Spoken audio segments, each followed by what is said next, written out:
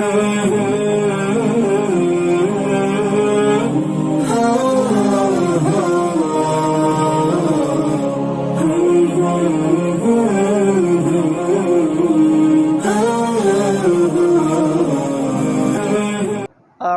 بالله السميع العليم من الشيطان الرجيم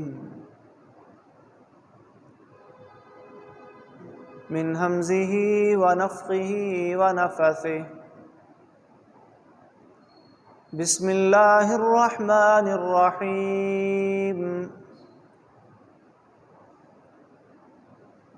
الحمد لله فاطر السماوات والأرض جاعل الملائكة رسلا أولي أجنحة مثنى وثلاث ورباع يزيد في الخلق ما يشاء إن الله على كل شيء قدير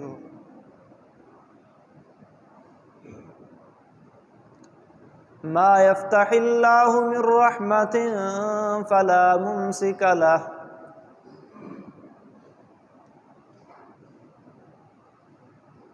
وما يمسك فلا مرسل له إلا من بعد إذنه وهو العزيز الحكيم قال النبي صلى الله عليه وآله وسلم خلقت الملائكة من نور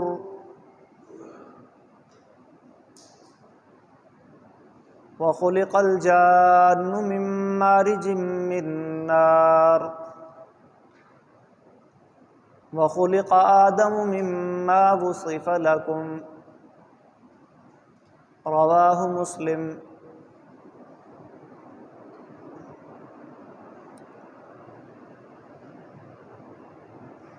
اللہ رب العالمین نے اس کائنات میں بے شمار مخلوقات پیدا فرمائی ہیں، اور ان تمام کا فاطر خالق اللہ تبارک و تعالی ہے۔ قرآن کریم میں ایک سورت ہے جس کا نام ہی سورہ فاطر ہے۔ فاطر کا معنی پیدا کرنے والا۔ فرمایا الحمدللہ، تمام تعریفیں اللہ کے لیے، فاطر السماوات والارض، جو آسمانوں اور زمین کو پیدا کرنے والا ہے، اور آسمان و زمین کے ساتھ ایک اور مقام پہ فرمایا وَبَثَّ فِيهَا مِن كُلِّ دَابَّةٍ، جتنی بھی جاندار چیزیں ہیں ساری اس میں اللہ نے بنائیں، اللہ نے پھیلائیں، اللہ نے پیدا کی۔ اللہ کی ان مخلوقات میں سے 3 ایسی ہیں جن کا خاص تذکرہ کتاب و سنت میں آتا ہے۔ قرآن اور حدیث میں اللہ نے ان کا کئی مقامات پہ خصوصی تذکرہ فرمایا ہے۔ ان میں سے ایک مخلوق تو انسان ہے، اور دوسری جن ہے، اور تیسری ملائکہ ہے۔ جنوں اور انسانوں کو اللہ تبارک و تعالی نے خیر و شر کا مجموعہ بنایا ہے۔ ان میں خیر کا عنصر بھی رکھا ہے، شر کا عنصر بھی رکھا ہے، خیر و شر دونوں کا مادہ رکھا ہے۔ ان میں فرما برداری کرنے والے بھی ہیں، نافرمانی کرنے والے بھی ہیں، اور انہیں اللہ تبارک و تعالی نے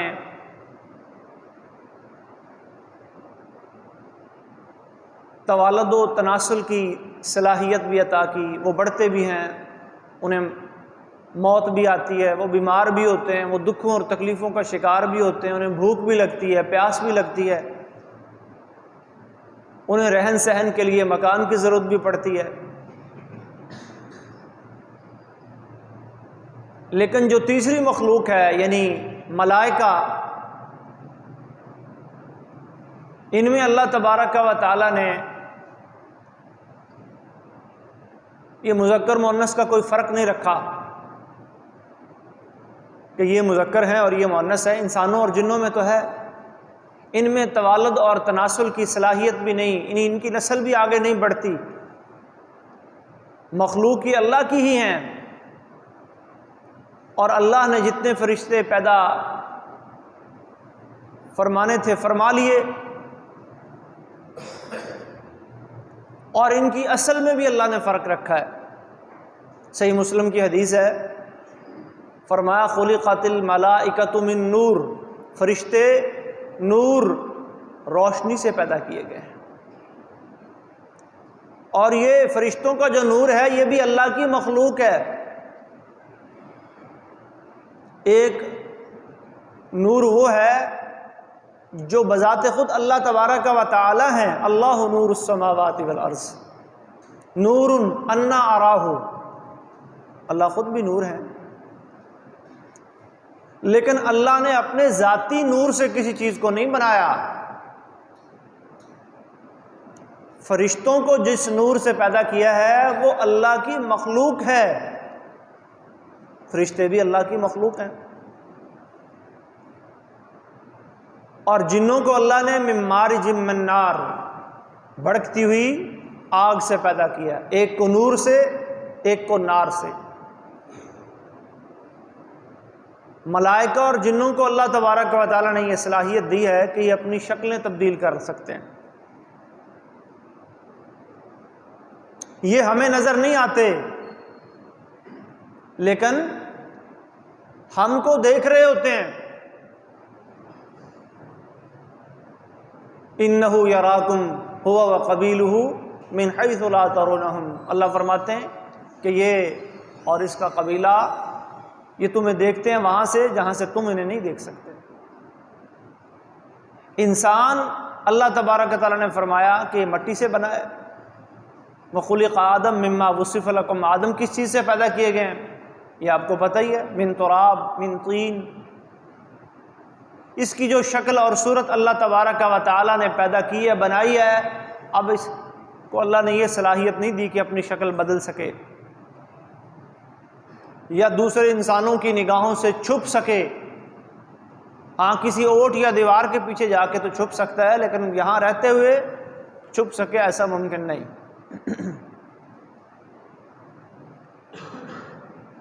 تو سورہ فاطر میں اللہ تبارک و تعالیٰ نے اپنے ان نورانی فرشتوں کا تذکرہ فرمایا ہے۔ الحمدللہ فاطر السماوات والارض، تمام تعریفیں اللہ کی جو آسمان و زمین کو پیدا کرنے والا ہے۔ جاعل الملائکۃ رسلا، اور فرشتوں کو رسول بنانے والا ہے، قاصد اور پیغمبر بنانے والا ہے۔ رسول انسانوں میں سے بھی ہوتے ہیں اور رسول فرشتوں میں سے بھی ہو جاتے ہیں۔ رسول کا لفظ رسالت سے نکلا ہے، اس کا معنی پیغام پہنچانا، کیونکہ فرشتے بھی پیغام رسانی کا کام کرتے ہیں، اللہ کا پیغام پہنچاتے ہیں، کبھی انبیاء تک پہنچا رہے ہیں، کبھی دوسرے فرشتوں تک پہنچا رہے ہیں۔ جہاں جہاں اللہ کہتے ہیں کہ میرا یہ پیغام لے جاؤ اور فلاں جگہ پہنچا دو، تو یہ ذمہ داری فرشتے نبھاتے ہیں، اس لیے فرشتوں کو بھی رسول کہا جاتا ہے۔ فرشتہ نبی نہیں ہو سکتا، نبی انسان ہی ہو سکتے ہیں، لیکن فرشتے رسول ہو سکتے ہیں۔ نبی اور رسول میں ایک فرق یہ بھی کرتے ہیں اہل علم کہ نبوت اللہ نے صرف انسانوں کو اور انسانوں میں سے مردوں کو عطا کی ہے، کوئی عورت بھی رسول نہیں ہو سکتی۔ وما ارسلنا من قبلک الا رجالا نوحی الیہم، جبکہ رسول انسان بھی ہو سکتے ہیں اور فرشتے بھی ہو سکتے ہیں۔ بعض اہل علم نے ایک اور فرق بھی بیان کیا ہے نبی اور رسول میں، کہ نبی وہ شخصیت، وہ ہستی ہے جس پر اللہ کی طرف سے وحی آتی ہے، اللہ کے فرشتے پیغام لے کر آتے ہیں، اور وہ اس پیغام اور احکامات الہیہ کی تبلیغ کا مکلف ہوتا ہے، پابند ہوتا ہے کہ اللہ کے پیغام کو آگے آپ نے پہنچانا ہے۔ اسے کوئی نئی شریعت یا نئی کتاب یا پہلے سے موجود شریعت میں تبدیلی نہیں کر کے دی جاتی، بلکہ شریعت پہلے سے چلی آ رہی ہوتی ہے، اور اسے یہ کہا جاتا ہے کہ یہ اسی شریعت کو آپ نے خود بھی اس کی اتباع کرنی ہے، اور اس کا پیغام آگے آپ نے پہنچانا ہے، اس کی تبلیغ کرنی ہے آپ نے۔ جبکہ رسول وہ ہوتا ہے جس کو کوئی نئی کتاب، کوئی نیا صحیفہ، کوئی نئے احکامات یا پہلے سے موجود شریعت میں کچھ تبدیلیاں کر کے ایک نئی شریعت دی جائے تو اس کو رسول کہتے ہیں۔ یہ ایک فرق بھی اہل علم نے نبی اور رسول میں بیان کیا ہے۔ تو یہاں اللہ تبارک و تعالی فرشتوں کو رسول کہہ رہے ہیں، جاعل الملائکۃ رسلا اولی اجنحہ۔ آگے اللہ فرشتوں کی ساخت بتا رہے ہیں، ان کی جسمانی کیفیت اور حیت بتا رہے ہیں، یہ فرشتے کس طرح کے ہیں۔ اللہ نے انہیں پروں سے نوازا ہے، یہ اڑ سکتے ہیں۔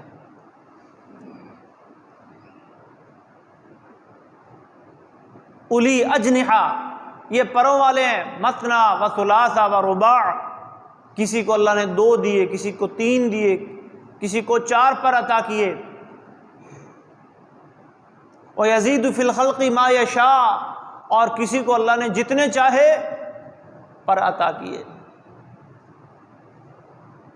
جبریل امین علیہ السلام کے بارے میں آتا ہے، نبی مکرم صلی اللہ علیہ وسلم نے ارشاد فرمایا کہ میں نے جبرائیل کو جب اس کی اپنی اصلی شکل میں دیکھا، لہو 600 جناح، تو اس کے 600 پر تھے، اتنا بڑا جبریل۔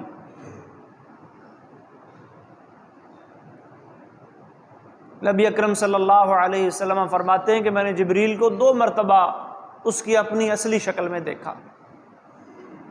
ایک مرتبہ میں نے زمین کے اوپر مکہ میں جبریل کو اس کی اپنی شکل میں دیکھا، قد سد الافق، اور جب میں نے دیکھا آسمان اور زمین سے لے کر جتنا افق تھا، جتنی فضا تھی، جتنی خلا تھی، ساری کی ساری جبریل کی جسامت سے بھری ہوئی تھی۔ جبریل ہی جبریل نظر آ رہے تھے اور کچھ نظر ہی نہیں آ رہا تھا، اتنے بڑے جبریل ہیں۔ اور دوسری مرتبہ میں نے انہیں آسمانوں پر، جب میں معراج پہ گیا تو سدرۃ المنتہا کے پاس دوسری مرتبہ میں نے انہیں دیکھا تھا۔ 2 مرتبہ میں نے جبریل کو اپنی اصلی شکل میں دیکھا ہے۔ فرشتوں کو اللہ تبارک و تعالی نے بڑی قوتیں اور طاقتیں عطا کی ہیں، اور بڑے بڑے ان کو جسم عطا فرمائے ہیں۔ ایک حدیث میں آتا ہے، اذن لی، مجھے اللہ نے اجازت دی ہے، ان احدث عن ملک من الملائکہ، کہ میں تمہیں اللہ کے فرشتوں میں سے ایک فرشتے کے بارے میں بتاؤں، من حملۃ العرش، اللہ کے عرش کو اٹھانے والے جو فرشتے ہیں، ان فرشتوں میں سے ایک فرشتے کے بارے میں تمہیں خبر دوں، بتاؤں۔ اللہ کے فرشتے کتنے بڑے بڑے ہیں۔ فرما ما بین شحمۃ اذنہ الی عاتقہ، وہ فرشتے اتنے بڑے ہیں، وہ اللہ کے عرش کو اٹھانے والا فرشتہ اس کے کان کی لو سے لے کر کندھے تک کا جو فاصلہ ہے، کان کے لو، یہ جو نیچے والا کنارہ ہوتا ہے، یہاں سے لے کر کندھا، ہمارا تو چند انچ کا فاصلہ ہے نا جی، تو اللہ کا وہ عظیم فرشتہ جو عرش کو اٹھائے ہوئے ہے، اس کے کان کی لو سے لے کر کندھے تک کا فاصلہ کیا ہے؟ مسیرۃ 700 سنۃ، جیسے کوئی آدمی 700 سال سفر کرتا رہے۔ تو جتنی مسافت وہ 700 سال کے سفر میں طے کرے گا، اتنا فاصلہ اللہ تبارک و تعالی نے اس عرش کو اٹھانے والے فرشتے کے کان کی لو اور کندھے کے درمیان رکھا ہے، تو وہ فرشتہ کتنا بڑا ہوگا۔ اور جس عرش کو ان فرشتوں نے اٹھایا ہوا ہے، وَيَحْمِلُ عَرْشَ رَبِّكَ فَوْقَهُمْ يَوْمَئِذٍ ثَمَانِيَةٌ، جن 8 فرشتے نے رب کے عرش کو اٹھایا ہوا ہے، وہ عرش کتنا بڑا ہوگا، رب العرش العظیم، عرش کتنا بڑا ہوگا۔ اور جو رحمان عرش پہ مستوی ہے، الرحمن علی العرش استوى، وہ مستوی کیسے ہے؟ جیسے اس کی شان کے لائق ہے، وہ کتنا بڑا ہوگا؟ اللہ اکبر، سب سے بڑا اللہ۔ تو جس طرح اللہ تبارک و تعالی نے ان کی جسمانی کیفیت اور ساخت میں فرق رکھا ہے، اللہ نے ان کے مراتب میں بھی فرق رکھا ہے۔ جس طرح انسانوں میں افضل ہوتے ہیں اور مفضول ہوتے ہیں، فرشتوں میں بھی افضل اور مفضول ہیں۔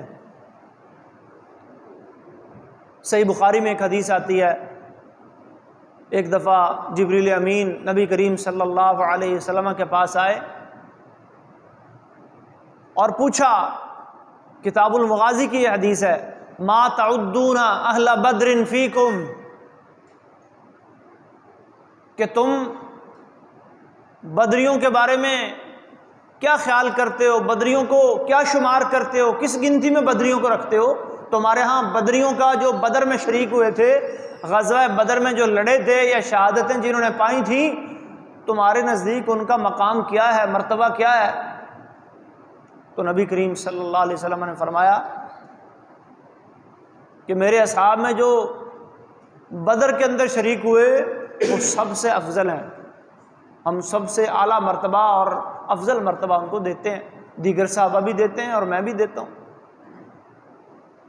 تو آگے سے جبریل کہنے لگے، کذالک الملائکۃ الذین شہدوا بدرا، چونکہ جنگ بدر میں اللہ نے مسلمانوں کی نصرت اور مدد کے لیے فرشتے بھی نازل فرمائے تھے۔ جبریل کہنے لگے اسی طرح آسمانوں میں بھی وہ فرشتے سب سے افضل ہیں جو بدر میں شریک ہوئے تھے۔ معلوم ہوا کہ یہ افضلیت والا معیار فرشتوں کے ہاں بھی پایا جاتا ہے۔ اور پھر جبریل امین بذات خود مطاع ثم امین، قرآن میں اللہ ان کے بارے میں فرماتے ہیں سارے فرشتے ان کی اطاعت کرتے ہیں، یہ امانت دار ہیں۔ اور رب العالمین جب بھی کوئی حکم جاری فرماتے ہیں، کوئی امر جاری فرماتے ہیں، تو اللہ کے اس حکم کو لینے کے لیے، وصول کرنے کے لیے جبریل امین ہی جاتے ہیں، اور وہی اللہ کے اس فرمان اور حکم کو سنتے اور اللہ سے لیتے ہیں۔ باقی سب فرشتے خضعانہ سجدے میں گر جاتے ہیں۔ حدیث میں آتا ہے، نبی کریم صلی اللہ علیہ وسلم نے فرمایا کہ اللہ تبارک و تعالیٰ جب فرشتوں کو کوئی حکم دینا چاہتے ہیں تو ایسے آواز آتی جیسے چٹان پر کوئی زنجیر سی لگ رہی ہو، اور جبریل امین ہی صرف اللہ کا پیغام سن پاتے ہیں، اور فرشتے سجدوں میں گر جاتے ہیں، اور جب وہ اٹھتے ہیں تو پھر جبریل انہیں بتاتے ہیں، وہ پوچھتے ہیں جبریل سے، ماذا قال ربکم، رب نے کیا حکم جاری فرمایا، اللہ نے کیا کہا؟ پھر جبریل آگے ان کو بتاتے ہیں۔ یہ چیز بھی جبریل علیہ السلام کے مقام کو ظاہر کرتی ہے۔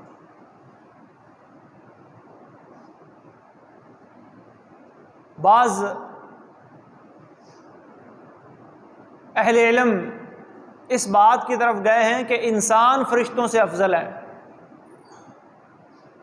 اور بعض اہل علم یہ کہتے ہیں کہ نہیں، فرشتے انسانوں سے افضل ہیں۔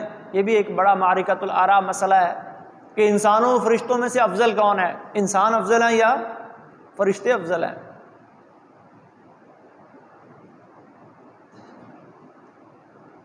شیخ الاسلام ابن تیمیہ رحمۃ اللہ علیہ نے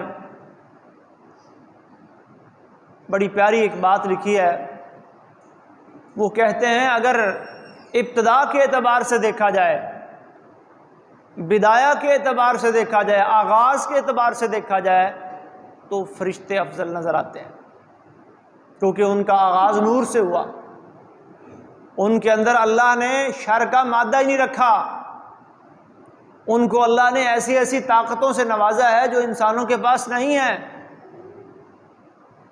لیکن اگر انتہا کے اعتبار سے دیکھا جائے کہ اللہ اپنے نیک بندوں کو دنیا کے اندر اپنی اطاعت و فرمانبرداری کرنے کے نتیجے میں جن اعلیٰ مقامات سے اور درجات سے نوازیں گے،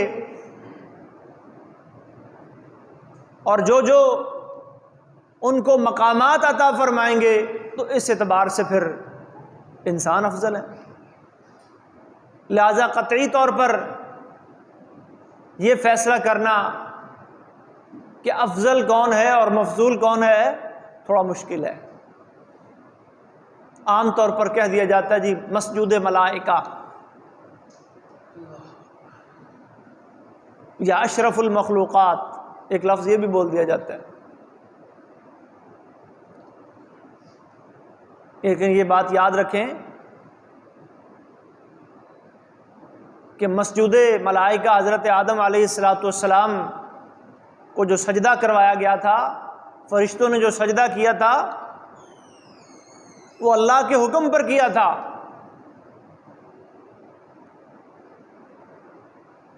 وہ سجدہ عبادت کا نہیں تھا، وہ تعظیم کا سجدہ تھا، جو کہ پہلی شریعتوں میں جائز تھا، جیسے حضرت یوسف علیہ السلام کو ان کے والدین نے اور ان کے بھائیوں نے سجدہ کیا۔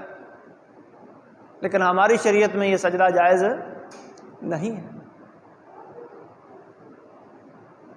اللہ نے اپنی ان تینوں مخلوقات کو علم کی دولت سے بھی مالا مال کیا ہے۔ انسانوں کو بھی علم دیا، جنوں کو بھی علم دیا، اور فرشتوں کو بھی علم دیا، لیکن عالم الغیب ذات صرف اللہ تبارک و تعالی کی ہے۔ ان تینوں کا علم محدود ہے، جو اللہ تبارک و تعالی نے عطا فرمایا وہی علم ان کے پاس ہے، اس سے زیادہ ان کے پاس کچھ نہیں ہے۔ فرشتے کہتے ہیں سبحانک لا علم لنا الا ما علمتنا، اے اللہ تو پاک ہے، ہمارے پاس تو کوئی علم نہیں مگر جو تو نے ہمیں سکھایا، اس سے زیادہ ہم کچھ نہیں جانتے۔ اس کا مطلب جو علم اللہ نے فرشتوں کو دیا ہے وہی ان کے پاس ہے، ہر چیز کو وہ بھی نہیں جانتے، غیب کو وہ بھی نہیں جانتے۔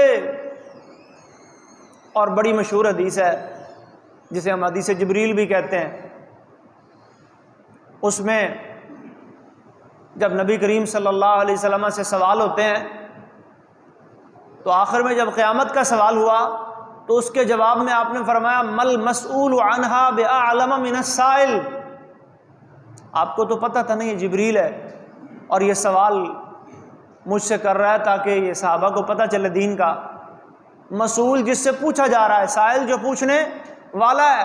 جب جبریل نے کہا اخبرنی عن الساعہ، مجھے قیامت کے بارے میں بتائیں، تو آپ نے فرمایا مل مسئول عنہا بأعلم من السائل، اے جبریل سائل تم ہو، پوچھنے والے تم ہو، اور جس سے پوچھا جا رہا ہے وہ میں ہوں۔ تو قیامت کے بارے میں مسئول یعنی میں بھی نہیں جانتا، اور سائل یعنی تم بھی نہیں جانتے۔ جتنا تم جانتے ہو اتنا میں جانتا ہوں۔ بس قیامت آنی ہے، اللہ کا جب حکم ہوگا آئے گی، لیکن اس کی تاریخ کیا ہے، اس کا سال کون سا ہے، اس کا مہینہ کون سا ہے، اس کے لیے کوئی ٹائم فریم اللہ نے دیا یا نہیں، ایسی کوئی بات نہیں، صرف دن کی حد تک بتایا کہ جمعہ کا دن ہوگا۔ اسی حدیث میں جسے حدیث جبریل کہا جاتا ہے، حدیث جبریل اسے اس لیے کہا جاتا ہے کہ اس حدیث میں حضرت جبریل امین علیہ السلام انسانی شکل میں آئے تھے، ایک اجنبی انسان کی شکل میں۔ جیسے میں نے پہلے بتایا اللہ نے فرشتوں کو یہ طاقت دی ہے کہ وہ اپنی شکلیں تبدیل کر سکتے ہیں، جنوں کے پاس بھی یہ پاور آیا کہ وہ اپنی شکل بدل لیتے ہیں، لیکن انسان کو اللہ نے یہ قوت و طاقت نہیں عطا کی۔ تو انسانی شکل میں آئے، ایک اجنبی آدمی کی شکل میں آئے، اور پھر جب وہ تعلیمات دے کے واپس چلے گئے تو پھر نبی کریم صلی اللہ علیہ وسلم سے صحابہ سے پوچھا اتدرون من السائل، جانتے ہو یہ سائل جو ابھی سوال کرنے کے لیے آیا تھا کون تھا؟ قالوا اللہ ورسولہ اعلم، صحابہ نے عرض کی جی ہم تو نہیں جانتے، اللہ اور اس کا رسول بہتر جانتے ہیں کون تھا کون نہیں تھا، ہمیں تو اجنبی معلوم ہوتا تھا، یہاں کا معلوم نہیں ہوتا تھا، ہم میں سے کوئی اسے جانتا بھی نہیں ہے۔ فرمایا فإنہ جبریل، اس کا مطلب صحابہ بھی غیب نہیں جانتے تھے۔ انہ جبریل، یہ جبریل تھا، اتاکم یعلمکم دینکم، یہ تمہیں تمہارا دین سکھانے کے لیے آیا تھا، یہ سوال و جواب کی شکل میں دین سکھایا جا رہا تھا۔ اسی حدیث میں نبی کریم صلی اللہ علیہ وسلم نے ایمان کے بنیادی ارکان بیان کرتے ہوئے فرمایا ان تؤمن باللہ وملائکتہ وکتبہ ورسلہ والیوم الآخر وتؤمن بالقدر خیرہ وشرہ، 6 ارکان ایمان کے بیان فرمائے۔ اللہ پر ایمان، اللہ کے فرشتوں پر ایمان، تو ملائکہ پر ایمان رکھنا، ان کے وجود کو تسلیم کرنا، ان کی حقیقت کو سمجھنا، یہ ایمان کے 6 بنیادی ارکان میں سے ایک رکن ہے۔ ہم ان کے وجود کو بھی مانتے ہیں، اللہ نے ان کے ذمے جو کام جو ذمہ داریاں لگائی ہیں ہم ان کو بھی تسلیم کرتے ہیں، اور ان کے جو نام اللہ تبارک و تعالی نے بیان فرمائے ہیں قرآن میں یا نبی مکرم صلی اللہ علیہ وسلم نے احادیث صحیحہ میں، ہم وہیں تک رہیں گے، اپنی مرضی سے کوئی نام متعین نہیں کریں گے، اپنی مرضی سے کوئی ذمہ داری کا تعین بھی نہیں کریں گے، فلاں فرشتہ جی اس کا یہ نام ہے وہ یہ کرتا ہے۔ اللہ نے ہمیں جبریل کا نام بتایا، میکائیل کا نام بتایا۔ جبریل کیا کرتے ہیں؟ وحی لاتے ہیں۔ میکائیل کیا کرتے ہیں؟ یہ ہواؤں اور بارشوں پہ اللہ نے مقرر کر رکھے ہیں۔ اسرافیل کا نام بتایا، یہ کیا کرتے ہیں؟ ان کے ہاتھ میں اللہ نے سور تما رکھا ہے، سور اللہ نے انہیں پکڑا رکھا ہے۔ یہ جب قیامت قائم ہوگی، نفخ فی الصور، سور پھونکا جائے گا تو یہ ان کی ذمہ داری لگی ہوئی ہے۔ ملک الموت، یہ کیا کرتے ہیں؟ یتوفاکم ملک الموت، یہ انسانوں کی روحوں کو قبض کرنے کی ذمہ داری۔ بعض لوگوں نے ان کا نام عزرائیل رکھا ہوا ہے، لیکن یہ نام کتاب و سنت میں نہیں آتا۔ جبرائیل آتا ہے، میکائیل آتا ہے، اسرافیل آتا ہے، لیکن عزرائیل کا نام قرآن و حدیث میں نہیں آتا، یہ ایسے ہی لوگوں نے رکھ دیا ہے۔ قرآن میں ان کا نام ملک الموت آیا، انہیں ملک الموت ہی کہنا چاہیے۔ اسی طرح قرآن میں 2 اور فرشتوں کا نام آتا ہے، ہاروت اور ماروت، یہ اللہ نے آزمائش کے لیے بھیجے تھے، بنی اسرائیل کے لیے یہ آزمائش بن کے آئے تھے۔ اللہ نے بنی اسرائیل کو جادو سے روکا، جادو سیکھنے اور سکھانے سے منع کیا کہ یہ کفریہ عمل ہے، اس سے اجتناب کرو، بچو، اور ساتھ ہی آزمائش کے لیے 2 فرشتوں کو جادوگر بنا کے انسانی شکل میں بنی اسرائیل کے اندر بھیج دیا۔ دیکھو اللہ کیسے امتحان لیتے ہیں۔ ایک کام سے روک بھی دیا کہ جادو سیکھنا سکھانا کفر ہے، یہ کام نہیں کرنا، ادھر سے 2 فرشتوں ہاروت اور ماروت کو جادوگر بنا کے بنی اسرائیل کی اس قوم کی طرف روانہ کر دیا کہ جاؤ ان کے اندر جاؤ، اب دیکھتے ہیں کون اس امتحان میں پورا اترتا ہے۔ وہ فرشتے جب لوگ ان کے پاس جادو سیکھنے سکھانے کے لیے جاتے تو وہ آگے سے کہتے انما نحن فتنۃ، بھائی ہم تو آزمائش بنا کے اتارے گئے ہیں، فلا تکفر، یہ جادو کفر ہے، یہ مت سیکھو۔ لیکن وہ کیا تھا؟ دڑا دڑ جادو سیکھ رہے ہیں، سکھا رہے ہیں۔ اللہ اپنے بندوں کا امتحان ایسے بھی لیتے ہیں کہ ایک کام سے منع بھی کر دیتے ہیں، روک بھی دیتے ہیں، اور پھر وہی کام بندے کے سامنے بھی آ جاتا ہے۔ بنی اسرائیل کا ہی ایک اور واقعہ اللہ نے قرآن میں بیان فرمایا کہ ان کا ایک گروہ سمندر کنارے آباد تھا اور وہ مچھلیوں کا شکار کرتے تھے، تو اللہ نے ان کو ہفتے کے دن مچھلی کا شکار کرنے سے منع فرمایا کہ ہفتے کے دن آپ کے لیے عبادت کا مخصوص دن ہے، اس دن میں آپ نے کوئی شکار نہیں کرنا۔ پھر ہوا کیا؟ یوم سبتہم شرعا، جس دن ہفتے کا دن ہوتا، مچھلیاں سمندر میں ہزاروں لاکھوں کی تعداد میں تیرتی ہوئی، اٹکلیاں مارتی ہوئی اوپر نیچے ہوتی ان کو نظر آ رہی ہیں، اور جب ہفتے کا دن نہ ہوتا مچھلیاں غائب۔ کتنی بڑی آزمائش ہے۔ تو بندہ یہ نہ سمجھے کہ جی مجھے موقع مل گیا ہے یہ چیز حاصل کرنے کا، پیسہ کمانے کا، سود کے ذریعے یا حرام ذرائع سے یا رشوت کے ذریعے، یہ مجھے ایک چانس مل گیا ہے، اللہ نے مجھے موقع دے دیا ہے۔ بندے یہ تیرے لیے موقع نہیں ہوتا، یہ تیرا امتحان ہو رہا ہوتا ہے۔ اللہ دیکھ رہا ہوتا ہے کہ یہ سود حرام ہے، یہ رشوت حرام ہے، یہ ملاوٹ اور دھوکہ دہی حرام ہے۔ ٹھیک ہے، اللہ نے آپ کو موقع دے دیا، آپ اس ذرائع سے لاکھوں کروڑوں اربوں کما رہے ہیں، لیکن اللہ یہ دیکھنا چاہتا ہے کہ میرا بندہ یہ میری حرام کی ہوئی چیزوں سے بچتا ہے کہ نہیں بچتا۔ اللہ نے بد نظری حرام کی ہے، زنا اور اس کے قریب جانے والے جتنے بھی، اس کے قریب لے جانے والے جتنے بھی کام ہیں اللہ نے حرام کیے ہیں، اور کئی دفعہ ایسا ہوتا ہے بندے کو ان بدکاریوں کے پاس جانے کا موقع مل جاتا ہے۔ اب اللہ امتحان لے رہا ہوتا ہے، یہ نہیں کہ چانس دے رہا ہے اللہ آپ کو، اللہ آپ کا امتحان لے رہا ہوتا ہے کہ بندہ کیا کرتا ہے۔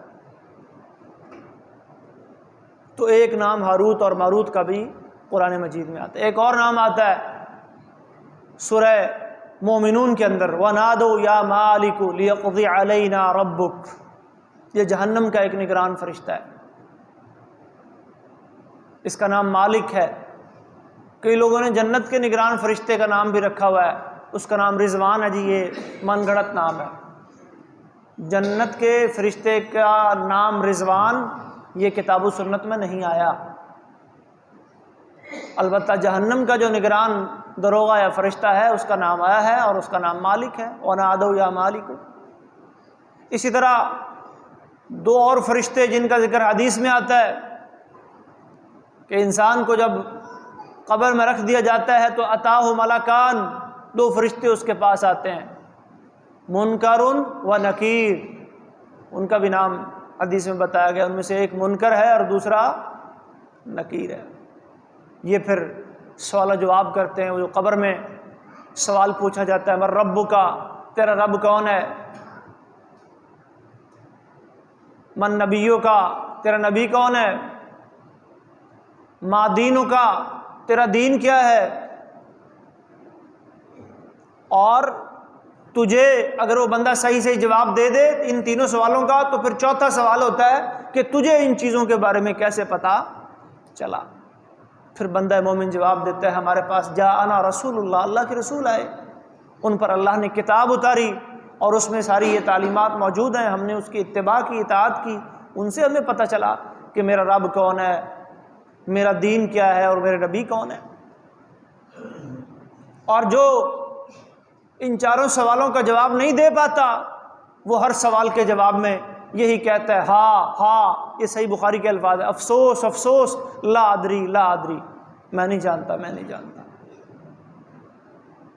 من ربو کا جواب بھی یہی، من نبیو کا جواب بھی یہی، ما دینو کا جواب بھی یہی، اور آخر میں فرشتہ کیا کہتا ہے؟ لا دریت ولا تلیت، نہ تو نے جانا نہ تو نے پڑھا، نہ خود پڑھا نہ کسی پڑھے لکھے سے جاننے کی کوشش کی۔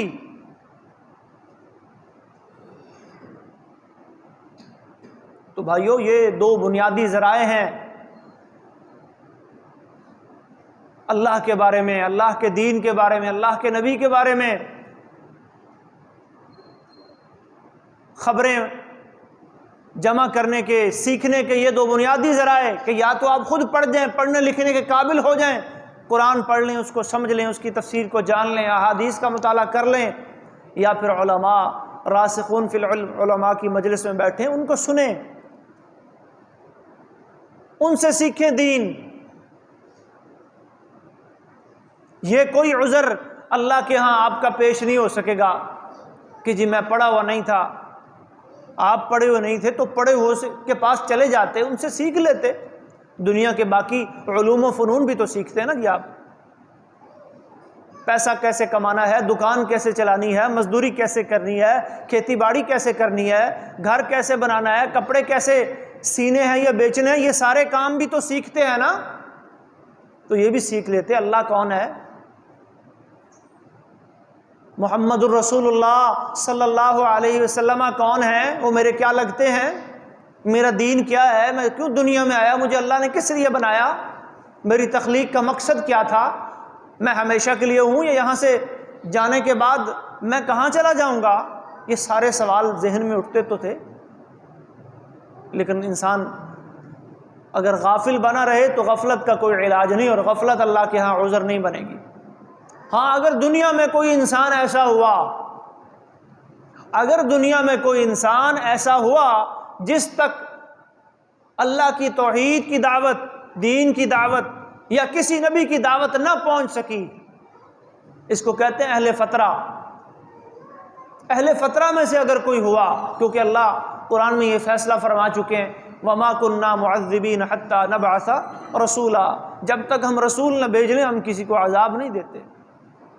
وَإِن مِّن قَرْيَةٍ إِلَّا خَلَا فِيهَا نَذِيرٌ، ہر بستی میں، ہر قبیلے قوم میں کوئی نہ کوئی ڈرانے والا آیا ہے۔ لِكُلِّ قَوْمٍ ہاد، یہ واضح باتیں اللہ نے قرآن میں بیان فرمائی۔ اس کے باوجود نبی کریم صلی اللہ علیہ وسلم نے فرمایا کہ اگر کوئی انسان دنیا میں ایسا ہوا جو یہ دعویٰ کرے جی مجھ تک کوئی نہیں آیا، اور اپنے دعوے میں واقعی وہ سچا ہو، کسی نبی اور رسول کی دعوت اس تک نہیں پہنچ سکی، کہ کسی دین کو اس کو دین سکھانے والا اس تک نہ جا سکا، تو اس کا شمار اہل فترہ میں سے ہوگا۔ اس کا مطلب یہ ہے پھر اللہ تبارک و تعالیٰ قیامت کے دن اس کی اس دنیاوی زندگی کی وجہ سے اس کی جزا سزا کا فیصلہ نہیں فرمائیں گے، بلکہ اس کا فیصلہ فرمائیں گے کہ اس سے ایک نیا امتحان لیا جائے گا۔ یہ 3-4 اور بھی افراد ہیں جن کے بارے میں نبی کریم صلی اللہ علیہ وسلم نے فرمایا، یہ کافروں کے جو بچے چھوٹے چھوٹے فوت ہو جاتے ہیں، مسلمانوں کے بچے تو جنت میں جائیں گے، لیکن کفار کے بچے جو بلوغت سے پہلے فوت ہو جاتے ہیں ان کے بارے میں بھی نبی کریم صلی اللہ علیہ وسلم نے فرمایا کہ اللہ تبارک و تعالیٰ قیامت کے دن ان سے امتحان لے گا۔ اسی طرح ایسے افراد جن تک کسی نبی رسول کی دعوت نہیں پہنچ سکی ان سے بھی اللہ ایک امتحان لے گا۔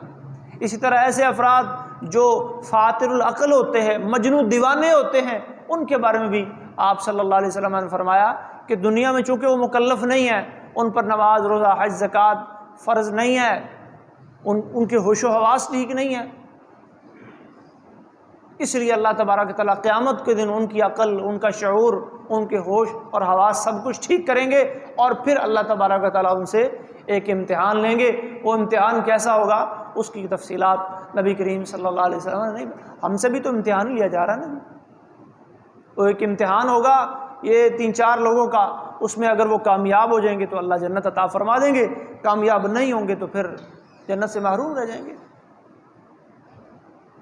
تو اللہ تبارک و تعالیٰ نے اپنی یہ جو نورانی مخلوق پیدا فرمائی ہے، اس میں نہ توالد و تناسل کا سلسلہ ہے، نہ اس میں یہ جنس کا فرق ہوتا ہے، یہ مذکر ہے یا مؤنث،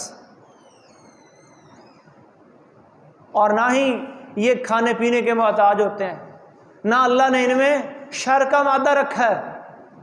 لا یعصون اللہ ما امرہم، یہ اللہ کے احکامات کی نافرمانی نہیں کرتے، ویفعلون ما یؤمرون، بس انہیں جو حکم ملتا ہے اس کو فالو کرتے ہیں۔ اللہ نے ان میں اچھی صفات رکھی ہیں، اللہ نے ان میں شرم و حیا کا مادہ بھی رکھا ہے، جیسا کہ بڑی معروف حدیث صحیح بخاری میں نبی کریم صلی اللہ علیہ وسلم نے فرمایا الا استحیی من رجل تستحیی منہ الملائکہ۔ حضرت عثمان ابن عفان رضی اللہ تعالی عنہ کے بارے میں فرمایا کیا میں اس آدمی سے شرم نہ کروں جس سے اللہ کے فرشتے بھی شرم کرتے ہیں، جس سے اللہ کے فرشتے بھی حیا کرتے ہیں، اور فرشتے بھی حیا کرتے ہیں۔ جو فرشتے ہر وقت ہمارے ساتھ ہوتے ہیں، جب ہم قضاء حاجت کے لیے، بول و براز کے لیے واش روم یا بیت الخلاء جاتے ہیں، یا اپنے ازدواجی تعلقات کے لیے اپنے اہل کے پاس جاتے ہیں، تو جو قریب والے فرشتے ہوتے ہیں وہ شرم و حیا کی وجہ سے کیا ہو جاتے ہیں، الگ ہو جاتے ہیں۔ البتہ شیطان میں شرم و حیا نہیں رکھی، وہ ہر وقت ساتھ رہتا ہے۔ اسی لیے تو اللہ کے نبی نے فرمایا گھر میں داخل ہوگے بسم اللہ نہیں پڑھو گے، وہ کہے گا لو جی آج تو رات گزارنے کی جگہ مل گئی۔ کھانا کھاؤ گے بسم اللہ نہیں پڑھو گے، وہ کہے گا آج کھانا بھی مل گیا۔ بیت الخلاء میں جاؤ گے اللہ کا ذکر کر کے بسم اللہ پڑھ کے نہیں جاؤ گے، وہ وہاں تمہیں نقصان پہنچانے کے لیے پہنچ جائے گا۔ لباس اتارو گے وہ دیکھے گا حسد کی نظر سے، شر کی نظر سے، وہ کوئی نہ کوئی جسمانی بیماری تمہیں لگانے کی کوشش کرے گا۔ حتیٰ کہ اپنی ازواج کے قریب جاؤ گے اور دعا پڑھ کے نہیں جاؤ گے تو اس عمل میں بھی وہ شریک ہو جائے گا۔ وہ شرم و حیا سے آ رہی ہے، لیکن اللہ نے اپنے فرشتوں میں یہ شرم و حیا والی صفت یہ فرشتوں کی صفت ہے، حیا والا ہونا، شرم والا ہونا۔ ایک حدیث میں آتا ہے نبی کریم صلی اللہ علیہ وسلم نے فرمایا، صحیح بخاری کی حدیث ہے، ان الملائکۃ تتعذی مما یتعذی منہ الانس، یہ جو بدبودار چیزیں ہوتی ہیں جو انسانوں کو ناگوار لگتی ہیں، تکلیف دیتی ہیں، سگریٹ کی بو، یہ نسوار کی بو، یہ نشاور چیزوں کی بو، یا دیگر جو چیزیں ہم مطلب کھاتے پیتے ہیں اور وہ بدبودار ہوتی ہیں، تو دوسرا انسان اس کی مہک کو ناگوار محسوس کرتا ہے۔ اس لیے اللہ کے نبی نے فرمایا کہ یہ کھا کر اس طرح کی بدبودار چیزیں، یہ کچا لہسن اور پیاز وغیرہ مساجد میں مت آئیں۔ من اکل من هذه الشجرۃ المنتنہ فلا یقربن مساجدنا، جس نے اس بدبودار درخت میں سے کچھ کھایا ہو وہ ہماری مسجدوں کے قریب نہ آئے۔ اچھی طرح مسواک کرے، صفائی کرے، وہ مہک وہ بدبو ختم کرے اور پھر مسجد میں نماز پڑھنے کے لیے آئے، کیونکہ فرشتوں کو بھی، جو فرشتے آپ کے ساتھ ہیں ان کو تکلیف ہوتی ہے، وہ اس ناگوار بو کو، اس ناگوار بو کی وجہ سے وہ تکلیف محسوس کرتے ہیں۔ تو اللہ نے فرشتوں میں یہ شرم و حیا والی اور بری چیزوں کو ناپسند کرنے والی صفات اللہ تبارک و تعالیٰ نے ان میں رکھی ہیں۔ اللہ نے فرشتوں کی مختلف ذمہ داریاں لگائی ہیں، وہ اپنی ان ذمہ داریوں کو، اپنے ان اعمال کو سر انجام دے رہے ہیں۔ جبریل کی، میکائیل کی، اسرافیل کی، ملک الموت کی، مالک کی، منکر اور نکیر کی، ہاروت اور ماروت کی، جو جو ذمہ داریاں ہیں وہ اپنی اپنی نبھا رہے ہیں۔ اس کے علاوہ بھی حدیث میں ذکر آتا ہے کہ کچھ اور بھی ذمہ داریاں اللہ نے لگائی ہیں۔ ان للہ ملائکۃ سیاحین فی الارض، کچھ فرشتے اللہ نے زمین میں گھومنے پھرنے کے لیے چھوڑ رکھے ہیں۔ یہ دو طرح کے ہیں، ایک تو وہ ہیں جو ذکر کی، اللہ کے ذکر کی مجلسیں ڈھونڈتے رہتے ہیں کہ کہاں اللہ اور اس کے رسول کی بات ہو رہی ہے، قرآن پڑھا جا رہا ہے، حدیثیں پڑھی جا رہی ہیں، اس مجلس میں چلے جاتے ہیں، اس کو گھیر لیتے ہیں۔ عفتہم الملائکہ، دائرہ بنا کے بیٹھ جاتے ہیں، دعائیں کرتے ہیں ان کے لیے، لسٹوں میں ان کے نام درج کرتے ہیں۔ اور دوسرے سیاحین وہ ہیں، نبی کریم صلی اللہ علیہ وسلم نے فرمایا کہ جہاں جہاں میری امت کے افراد میرے اوپر درود بھیج رہے ہوتے ہیں، یہ فرشتے ان کا درود مجھ تک پہنچاتے ہیں۔ یہ سنن نبی داؤد کی روایت ہے۔ فصلوا علی حیثما کنتم، تم جہاں کہیں بھی ہو مجھ پہ درود بھیجو۔ اللہ نے اس مقصد کے لیے فرشتے خاص کیے ہوئے ہیں۔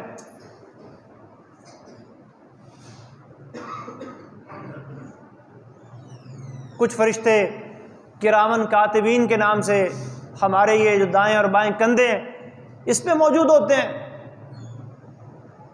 یہ کیا کرتے ہیں؟ ما یلفظ من قول الا ولدیہ رقیب عتید، یہ جو بھی ہم لفظ بولتے ہیں، جو بھی ہم عمل کرتے ہیں، یہ لکھنے کے لیے تیار بیٹھے ہوتے ہیں۔ کوئی نیکیاں لکھ رہا ہے، کوئی برائیاں لکھ رہا ہے۔ کچھ حفاظت کے فرشتے اللہ تبارک و تعالیٰ نے مقرر کیے ہیں۔ حفاظتی اذکار جب بندہ کرتا ہے، آیت الکرسی پڑھتا ہے یا دیگر جو حفاظت کی دعائیں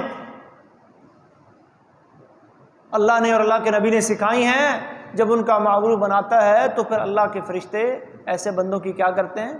حفاظتیں بھی فرماتے ہیں۔ کچھ ایسے فرشتے ہیں جو مسجد میں آنے جانے والوں کی حاضریاں لگاتے ہیں، رجسٹر اللہ نے ان کے ہاتھوں میں پکڑائے ہوئے ہیں۔ جمعہ کے دن کے بارے میں خاص طور پر آتا ہے کہ وہ مسجد کے دروازے پہ کھڑے ہو جاتے ہیں اور درج کرتے ہیں، نوٹ کرتے ہیں بھی کون کون آ رہا ہے۔ یتعاقبون فیکم ملائکۃ باللیل وملائکۃ بالنہار، کچھ وہ فرشتے ہیں جو پانچوں نمازوں میں آتے ہیں، کچھ رات کو، کچھ دن کو۔ وَيَجْتَمِعُونَ فِي صَلَاةِ الْعَصْرِ وَصَلَاةِ الْفَجْرِ، پھر عصر اور فجر کی نماز میں ان کا اجتماع ہوتا ہے۔ رات والے اوپر چلے جاتے ہیں، دن والے نیچے آ جاتے ہیں، پھر شام کو دن والے اوپر چلے جاتے ہیں، رات والے نیچے آ جاتے ہیں۔ پھر رب العالمین پوچھتا ہے کیف ترکتم عبادی، میرے بندوں کو کس حال میں چھوڑ کے آئے ہو؟ تو جو انہوں نے وہ دیکھا ہوتا ہے وہ جا کے بتاتے ہیں۔ اتیناہم وہم یصلون وترکناہم وہم یصلون، جب آئے تھے تب بھی نماز پڑھ رہے تھے اور جب چھوڑ کے آئے ہیں تب بھی نماز۔ یہ فرشتے گواہیاں دے رہے ہیں، اور جس کے حق میں فرشتے گواہیاں دے دیں محترم بھائیو، اس کی عظمتیں اور اس کی شانیں کیا ہیں۔ فرشتے دعائیں بھی کرتے ہیں، رحمت کی اور برکت کی دعائیں بھی فرشتے کرتے ہیں۔ ایک حدیث میں آتا ہے، نبی کریم صلی اللہ علیہ وسلم نے فرمایا ان اللہ و ملائکتہ یصلون علی الذین یصلون الصفوف، یہ جو ہم صف بندی کرتے ہیں نا اور صفوں کو ملانے کے لیے کہتے ہیں جی مل جائیں، آپس میں برابر ہو جائیں، صفیں ملا لیں، سیدھی کر لیں، فرمایا اللہ کہ نورانی فرشتے ایسے افراد کے لیے رحمت و برکت کی دعائیں فرماتے ہیں۔ اور فرشتے خود بھی صف بندی کا بڑا اہتمام کرتے ہیں۔ صحیح مسلم میں ایک حدیث آتی ہے، نبی کریم صلی اللہ علیہ وسلم نے فرمایا الا تصفون کما تصف الملائکۃ عند ربها، تم ویسے صفیں کیوں نہیں بناتے جیسے فرشتے رب العالمین کے سامنے صفیں بناتے ہیں؟ صحابہ نے پوچھا جی کہ وہ فرشتے کیسے صفیں بناتے ہیں؟ فرمایا یتمون الصف الاول، دو طریقے بیان، ایک تو وہ پہلی صف کو پورا کرتے ہیں، پہلی صف میں جگہ ہو تو پیچھے فرشتے کھڑے نہیں ہوتے، دوسرا فرمایا وَيَتَرَاصُونَ فِي الصَّفِّ، صف میں وہ سیسہ پلائی ہوئی دیوار کی طرح جڑ کر مل کر کھڑے ہوتے ہیں، الگ الگ ہو کے کھڑے نہیں ہوتے۔ تو نبی کریم صلی اللہ علیہ وسلم بھی نماز کے اندر صف بندی کا بڑا اہتمام فرمایا کرتے تھے، باقاعدہ نماز سے پہلے، اور اس کے علاوہ بھی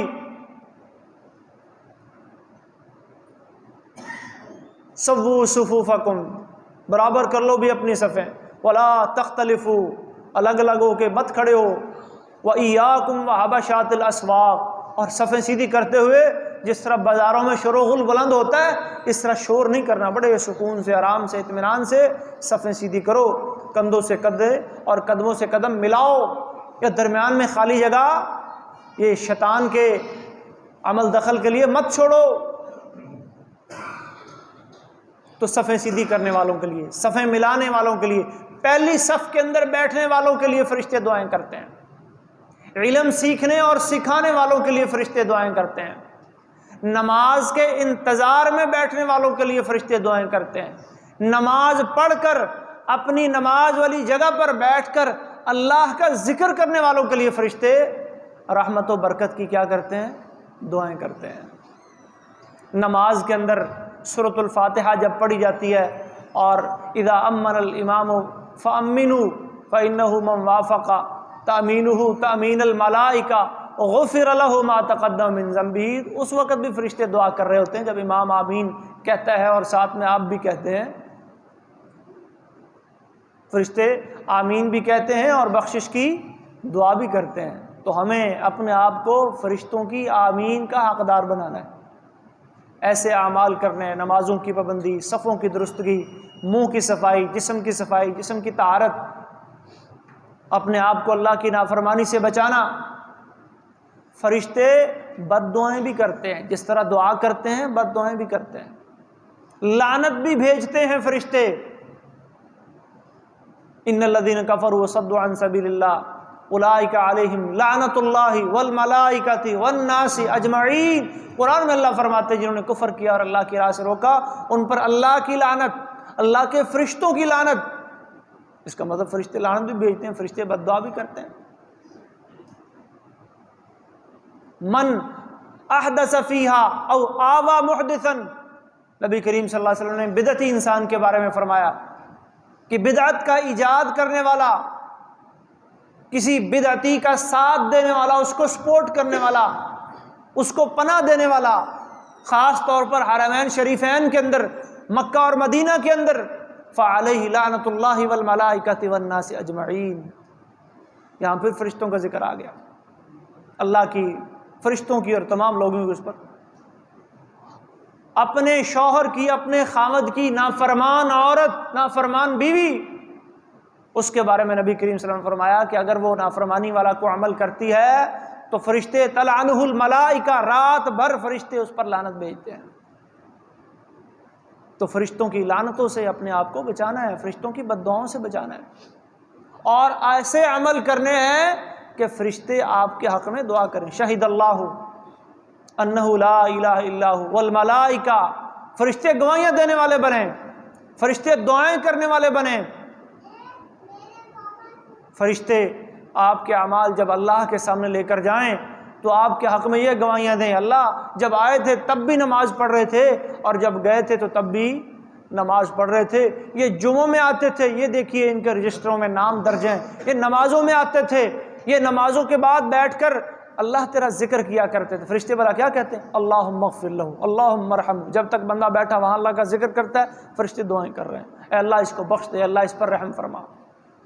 تو فرشتے اللہ کی مخلوقات میں سے ایک نورانی مخلوق ہیں، یہ معصوم ہیں، اللہ کی نافرمانی نہیں کرتے، یہ کھانے پینے اور دیگر ضروریات سے مبرہ ہوتے ہیں، بہرحال ہیں اللہ کی مخلوق۔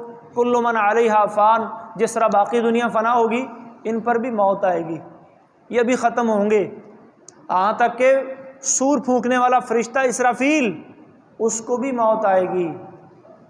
ایک مرحلہ ایسا بھی آئے گا کہ کائنات میں ہر چیز کیا ہو جائے گی؟ ختم ہو، پھر اللہ نئے سرے سے دوبارہ زندہ، جس طرح انسانوں کو فرمائیں گے فرشتوں کو بھی فرمائیں گے۔ اور فرشتوں کی تعداد کتنی ہے؟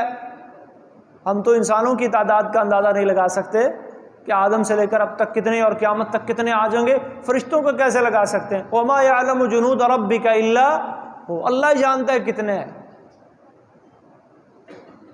ایک حدیث میں آتا ہے نبی کریم صلی اللہ علیہ وسلم نے فرمایا کہ معراج کے موقع پہ میں نے دیکھا کہ وہ فرشتے جو ہیں وہ ایک گھر کا طواف کر رہے ہیں، جس طرح اللہ نے زمین میں بیت اللہ بنایا ہے، آسمان پہ بیت معمور ہے 7ویں آسمان کے اوپر، اور بیت معمور وہ گھر ہے جس کا فرشتے طواف کرتے ہیں، فرشتے اس کی عبادت کے لیے اس کے اندر جاتے ہیں۔ فرمایا 70,000 فرشتوں کی ایک جماعت جاتی ہے، اور جو جماعت ایک دفعہ چلی جائے قیامت تک دوبارہ اس کی باری نہیں آتی۔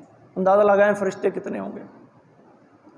صحیح مسلم میں ایک حدیث آتی ہے، فرمایا یؤتی بجہنم یوم القیامہ لہا 70,000 زمام، قیامت کے روز جب میدان محشر میں جہنم کو لایا جائے گا تو جہنم کو قابو کرنے کے لیے اللہ نے اس کی 70,000 لگامیں بنائی ہیں، مع کل زمام 70,000 ملک، اور ایک لگام کو قابو کرنے کے لیے 70,000 فرشتے مقرر ہیں۔ اتنی وہ خوفناک اور چیختی چنگھاڑتی ہوئی جہنم ہوگی۔